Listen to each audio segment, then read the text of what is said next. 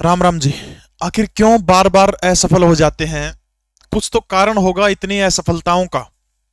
जिंदगी के अंदर ये बदलाव जरूरी है। अगर आपने बदलाव नहीं किया तो जिंदगी इसी तरह से असफलता के दौर में गुजरती चली जाएगी। जंगल का राजा शेर होता है। आपको पता होगा शेर 75% जो आक्रमण करता है उन आक्रमणों के अंदर असफल हो जाता है। सीधा सा मतलब यह है कि वो 100 आक्रमण करता है तो उनमें से 75 बार वो फेल हो जाता है। अब जरा शेर के उस आक्रमण की तुलना अपनी जिंदगी से करके देखिएगा। क्या हम 75% असफलता झेल पाते हैं? नहीं, हम तो अवसाद में चले जाते हैं। परंतु शेर अवसाद में नहीं, केवल 25% सफलता के साथ जंगल का राजा है वो। अब इस घटना के दूसरे नजरिए को देखने का काम करिए, यानी इस घटना को दूसरे नजरिए से देखिएगा आप। शेर तो 75% आक्रमण के अंदर फेल हो जाता है। हिरण, यानी हिरण जो है वो क्या करता है, मृग, अपने आप को 75% हमलों से बचाने का काम करता है शेर के। यानी शेर जब आक्रमण करता है वो 75 बार असफल हो जाता है, हिरण अपने आप को 75% क्या कर जाता है, सेव कर जाता है।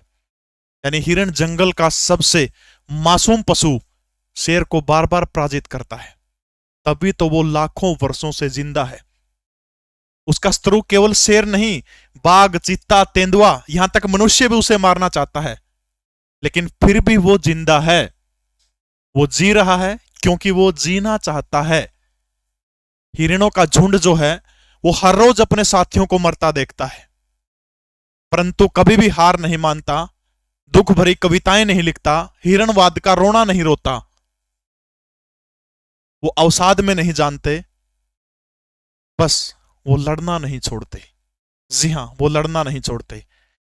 हिरण पूरे मनुष्य का जो जीवन होता है, मनुष्य के जीवन की भांति उसको एक अक्षण भी आराम से चादर तानकर सोने का सौभाग्य प्राप्त नहीं होता, बल्कि वो तो एक एक पल मृत्यु से संघर्ष करता रहता है, और वही संघर्ष उसे क्या करता है, विजय दिलाने का काम करता है।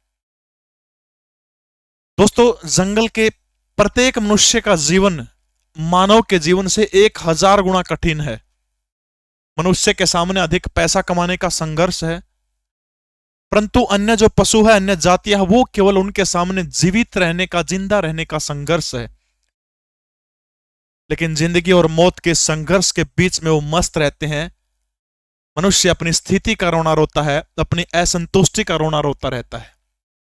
एक शानदार कमरे में बैठ करके व्हाट्सएप के ऊपर अपनी जाति के व्यक्ति को मैसेज भेजता है कि हम खत्म हो जाएंगे, धीरे धीरे हम खत्म हो रहे हैं। सामने वाला व्यक्ति उसको सच मानता है और रोने वाला इमोजी सेंड करता है, और वो दोनों ये सोचते हैं कि वास्तव में यही संघर्ष है।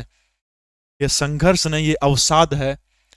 वास्तव में मनुष्य जो है उसको पशुओं से बहुत कुछ सीखने की आवश्यकता है।